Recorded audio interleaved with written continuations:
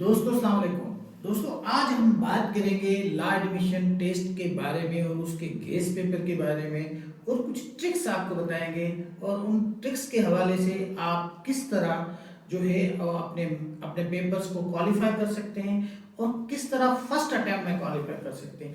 आज इस पे बात होगी। देखिए आपको जैसे पता ही होगा कि हमारे पास कितने टोटल सब्जेक्ट्स हैं। मैं थोड़ा सा इंट्रोडक्शन आपको करा के फिर एक एक सब्जेक्ट पे हम बात करेंगे और उसको कैसे क्वालिफाई किया जा सकता है और हर सब्जेक्ट को पढ़ने के लिए कौन सी ऐसी ट्रिक है जिसके थ्रू आप उसको क्वालिफाई कर सकते हैं। अगर आपके पास कोई ट्रिक नहीं है तो आप ये मेरी जो वीडियोस हैं ये बैक टू बैक आप चेक करेंगे तो आपको पता लगेगा कि ये तो बहुत ही आसान है। वैसे मैंने आपसे अर्ज किया पहली वीडियो में कि आपके पास यहाँ पे तकरीबन 60-70% बच्चे जो है फेल हो जाते हैं, तो आपको फेल नहीं होना और फर्स्ट अटेम्प्ट में इसमें क्वालिफाई करना। आइए शुरू करते हैं। देखिए सबसे पहले तो आपको पता होना चाहिए कि इस लॉ एडमिशन टेस्ट के सब्जेक्ट्स कितने हैं। देखिए इस पे नंबरवार हम इसके मार्क्स भी लिखेंगे। आप सबसे पहले इसको इंग्लिश डालिएगा और इंग्लिश के 20 नंबर हैं और उसके बाद जनरल नॉलेज इसके भी 20 नंबर हैं, जो बहुत बड़े बड़े सब्जेक्ट्स हैं जिसमें जनरल नॉलेज और दूसरा ये अपना इंग्लिश। और इसके बाद आपके पास आता है पाक स्टडी, ये भी बहुत इंपॉर्टेंट है और पाक स्टडी में आपके पास 10 नंबर है। उसके बाद आपके पास आता है इस्लामिक स्टडी, इस्लामिक स्टडी के 10 नंबर है। और उसके बाद आपके पास जो सब्जेक्ट आता है वो आता है उर्दू। इसके बाद आपके पास इसके भी 10 नंबर है और जो लास्ट का सब्जेक्ट आता है वो सब्जेक्ट आता है मैथ्स और जिनके आपके पास नंबर है 5। इसके अलावा आपके पास जो दो चीजें इंपॉर्टेंट है उसमें आपके पास एक ऐसे आता है जो आपको जो लिखना है वो 200 अल्फाज लिखने हैं और इसके आपके पास 15 नंबर हैं। और इसके अलावा आपके पास पर्सनल स्टेटमेंट पे हम एक एक पे बात करेंगे। पर्सनल स्टेटमेंट जिनकी जो है 10 नंबर है, तो ये टोटल मिला के हमारे पास 100 नंबर आ जाते हैं। अब 100 नंबर आपके जहन में होने चाहिए। इसमें से आपको कितने लेने हैं? 50%। अगर 50% आप क्वालिफाई कर जाते हैं तो आपके लिए ये टेस्ट बहुत ही आसान है। अगर 50% आप नहीं ले सकते तो इसका मतलब है कि आप एवरेज से भी बहुत ही कम स्टूडेंट है, आपके पास इतनी भी सलाहियत नहीं है कि आप 50% ना ले सके। मेरा ये मानना है आप सब एवरेज से आगे हैं, लेकिन मसला ये है कि उसको क्वालिफाई करने के लिए जो फार्मूला है वो उसको आप फॉलो नहीं करते। आइए वो फार्मूला क्या है उस पर हम बात करते हैं, उसका सीक्रेट क्या है पास करने का, उस पर हम बात करेंगे आज।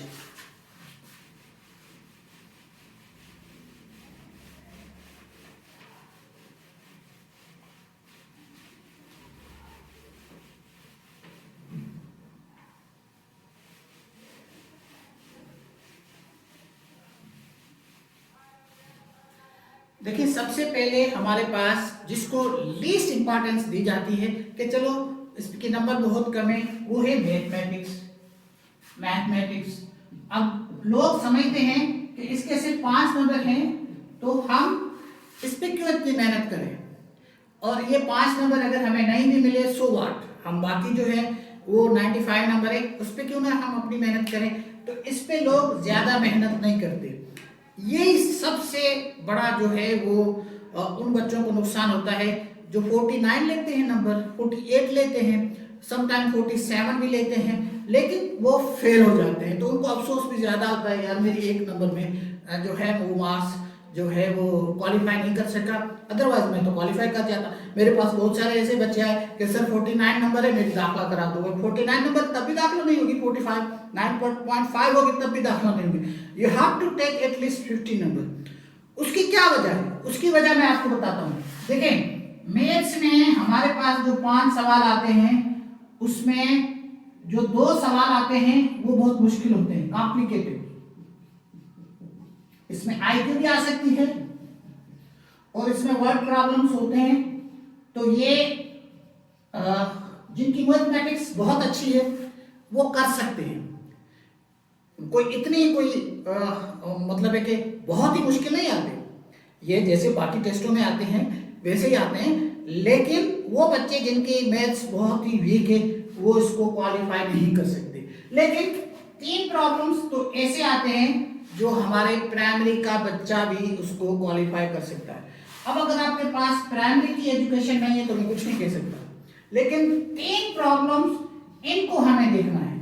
ये 3 कैसे प्रॉब्लम्स आते हैं, इन प्रॉब्लम्स में क्या होता है, इस पे आज बात करनी है कि 3 प्रॉब्लम्स हमारे बच्चे क्यों नहीं कर सकते। आइए इन 3 प्रॉब्लम्स पे बात करेंगे। फिर आप 49 नहीं ले सकेंगे, 47 नहीं ले सकेंगे, बल्कि 50 पूरा ले सकेंगे।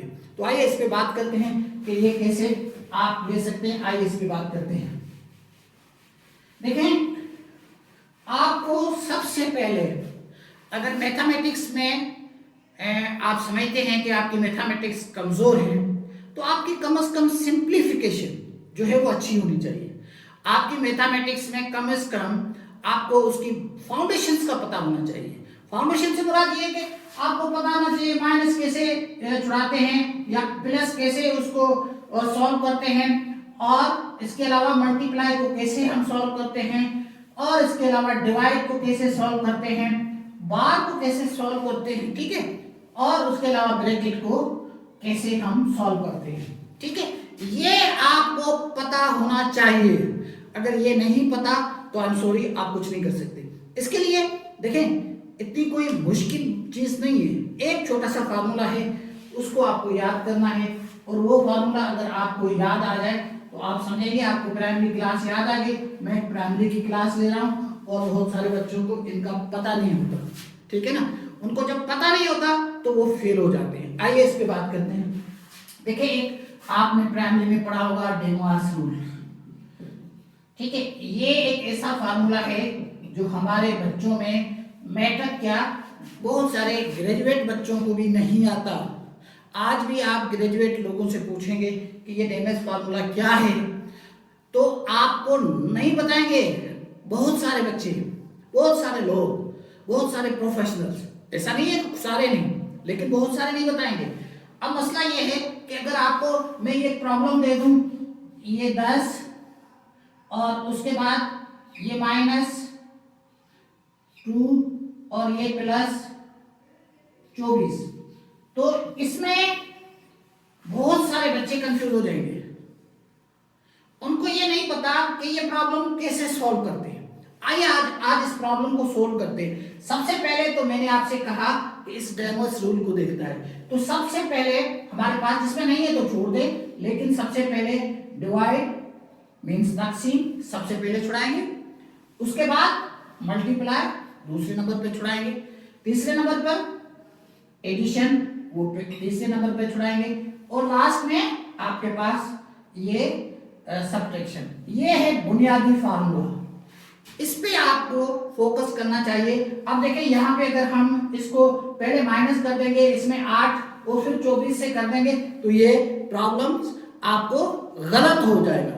लेकिन अगर आप पहले इसको और इसको दोनों को पहले जो है वो प्लस करेंगे, माइनस करेंगे तो करेक्ट जवाब आएगा। इसी तरह हमारे पास जो सवाल आते हैं मैं आपको बता देता हूं, ये इतना आसान सवाल नहीं होता, उसमें डिवाइड भी होता है। तो सबसे पहले आपके पास जो सवाल आता है वो ये आता है कि आपने लिखा 20 डिवाइड 2 और उसके बाद +4 ज़रब 2 और उसके बाद -3। ये मैंने आपके सामने बहुत ही आसान हिसाब लिखा है, लेकिन बहुत सारे बच्चे वो नहीं कर सकते। मैं आपको बता रहा हूं क्योंकि वो फार्मूला को फॉलो नहीं करते। अब आते हैं इसको करने का क्या तरीका है। देखिए, सबसे पहले आप डेमास रूल को फॉलो करें, ठीक है। डेमास रूल क्या है, सबसे पहले आपको डिवाइड को करना है। तो ये डिवाइड को किया तो हमें 10 बच गया, यहाँ पे +4 × 2 माइनस 3।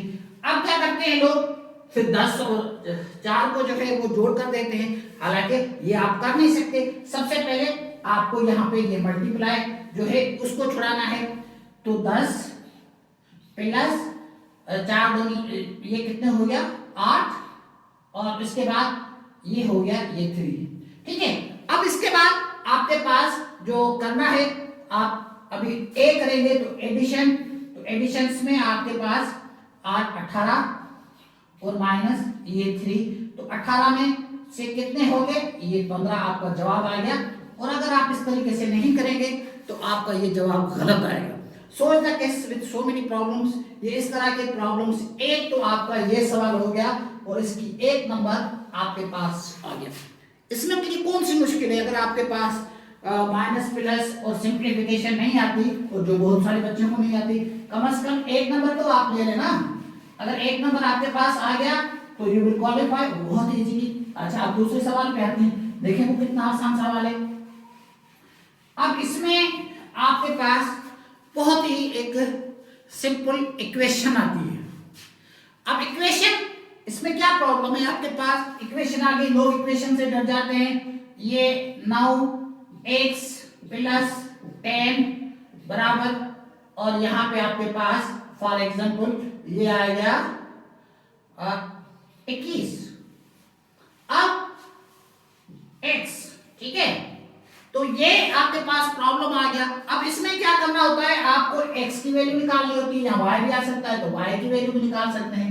तो ये x और y की वैल्यू निकालने के लिए आपको ये बहुत ही सिंपल एक इक्वेशन देते हैं। क्या करना होता है, सिर्फ आपको ये करना होता है, जो वेरिएबल है वो एक तरफ ले आए, यहाँ पर आपके पास 9x और ये माइनस का हो जाएगा 21, और ये यहाँ पे माइनस का हो जाएगा, उस तरफ जाएगा बराबर के, तो ये 10 हो जाएगा। अब आपको क्या करना है, अब आपको सिर्फ और सिर्फ इनको आपस में माइनस प्लस करना है, और जो जो आपके पास जवाब आता है उसको करना। अब देखिए यहाँ भी माइनस है, इसकी वैल्यू पहले निकालें। अब 21 में से आप जो है 9 जो है वो कर दे माइनस, 21 में से कितने आएंगे, जब कितने बचेंगे, जब आप 9 माइनस करेंगे तो इसका जवाब आएगा 21 और 8, ये 12 आएगा। ठीक है, 12 में से ये भी माइनस के बचेंगे और ये भी आपके पास जो है वो माइनस के बचेंगे, क्योंकि ये माइनस ही है। तो अब सॉरी, यहाँ पे 12x ये माइनस के बराबर, ये माइनस के 10। आप चाहें तो यहाँ पे इसको कैंसिल कर सकते हैं, अगर नहीं चाहते तो आगे चलिए। अब आपको इसको x ये डिवाइड हो रहा है, यहाँ पर मल्टीप्लाई हो रहा है, डिवाइड हो जाएगा, और इधर ये 12 आ जाएगा। तो ये आप इसको मल्टीप्लाई कर दें, डिवाइड कर दें, जितना भी आपको जवाब आता है वो आपका जवाब होगा। ये 5 और ये 6, ये 5/6 इसका जवाब आ गया।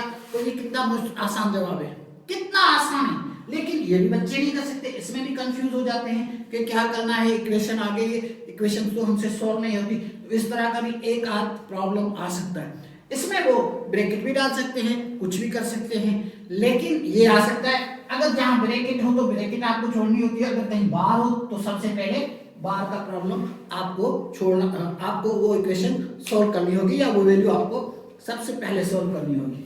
अब आते हैं, ये देखें इसमें आपके 1 नंबर और हो गया, तो ये टोटल 2 नंबर हो गए।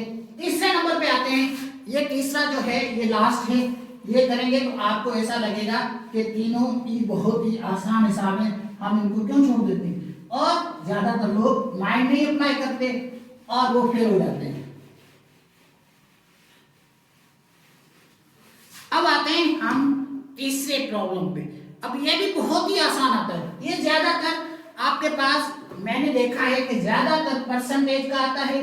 अगर परसेंटेज का नहीं आता तो किसी रेशो का आ जाएगा, कोई वर्ड में दे देते हैं, कुछ इस तरह दे देते हैं कि भाई आप 300 है, इसका आप 10% निकालें।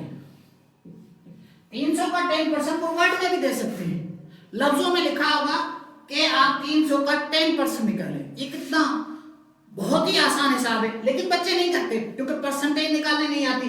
परसेंटेज नहीं निकालने आती तो हिसाब नहीं कर सकते। क्या करना है यहाँ पे 300 इंटू 10 क्योंकि 10% निकालना है और ये आपका परसेंटेज का 1100 और ये जवाब आ गया आपके पास 30, 0 से 0 कैंसिल हो गए। ठीक है, तो 30% निकल गया तो ये आपका जवाब आ गया। जवाब आ गया तो ये आपका तीसरा नंबर भी आ गया। ठीक है, तो जब 3 सवाल आप कर लेते हैं तो इसका मतलब है आप 47 भी नहीं ले सकते और अगर आपके 47 भी नंबर आएंगे तो 3 नंबर ये बढ़ जाएंगे क्योंकि ये बहुत सारे 90% बच्चे नहीं करते, कुछ करते हैं। ऐसा बिल्कुल मैं कंप्रोमाइज नहीं करता कि सारे बच्चे नहीं करते, इस तरह बिल्कुल नहीं है। कुछ लोग बिल्कुल फर्स्ट अटेम्प्ट में उनके नंबर आ जाते हैं 70, 80, 90 में भी आ जाते हैं, लेकिन बहुत सारे बच्चे जो हैं वो फेल हो जाते हैं। तो मैं आपको बताना चाहता हूं कि अगर ये 2 सवाल को आप बेशक छोड़ दें, अगर मुश्किल लगते हैं, अगर मुश्किल भी नहीं लगते क्योंकि वो टाइम टेकिंग होते हैं और आपको लेट का इम्तिहान देने में थोड़ा सा आपको टाइम भी मैनेज करना होता है ना।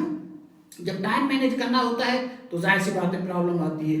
तो प्लीज मैं उम्मीद करता हूं कि नेक्स्ट टाइम आप इस तरह के प्रॉब्लम्स आपको नहीं आएंगे। Thank you.